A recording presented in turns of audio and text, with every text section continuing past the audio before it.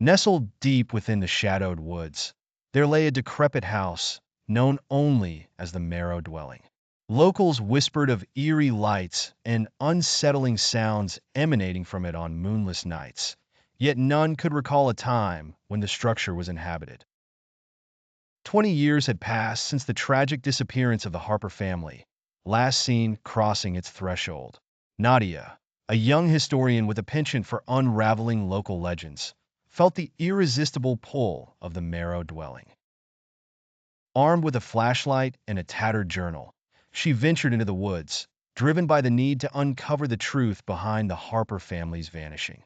As she approached the house, its imposing silhouette loomed against the inky sky, branches like skeletal hands reaching out to grasp the unwary. The air grew colder, and an eerie silence blanketed the forest, making Nadia's heartbeat thunder in her ears. Each step she took felt heavier than the last, as if unseen eyes followed her every move. Inside, the air was thick with dust and the smell of damp decay. Her flashlight beam cut through the darkness, illuminating faded wallpaper and cobweb-laden furniture. The floorboards creaked ominously beneath her feet. In the drawing room, she found an old portrait of the Harper family. Their eyes seemed to follow her. She shuddered as a frigid draft whispered through the room. Flipping through her journal, she matched the stories of the family to the faces in the portrait: Thomas and Abigail Harper, and their two young children, Emma and Jacob. A sudden noise from upstairs made her start.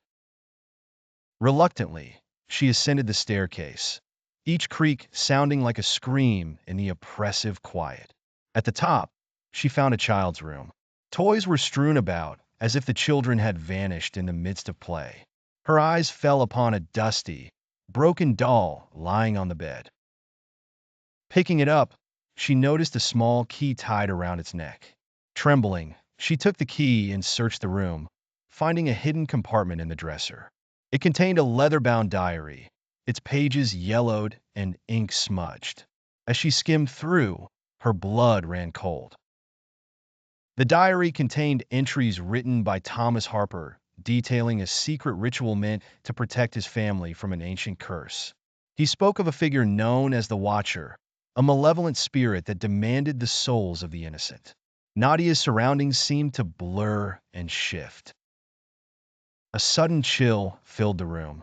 She heard the sound of children's laughter, innocent yet sinister, echoing down the hallway. The flashlight flickered, and in the dim light, she saw the ghostly forms of Emma and Jacob standing at the doorway, their eyes hollow and begging for release. The house itself seemed to breathe, walls pulsing and closing in. Heart pounding, she fled down the stairs, but the front door slammed shut with a force that rattled the windows. The ethereal laughter grew louder, merging with a deep, guttural voice that whispered, "Join us." Desperate, Nadia recited the incantations from the diary, hoping to break the curse. The air grew thick, choking her as shadows writhed and twisted around her. A blinding flash of light burst from the center of the room, and the oppressive weight lifted. Gasping for breath, she found herself outside in the cold dawn light, the house standing silently behind her. In her hand, she still clutched the diary. She had survived the Marrow Dwelling, but the ghostly whispers lingered in her mind, a haunting reminder of the darkness that dwelled within.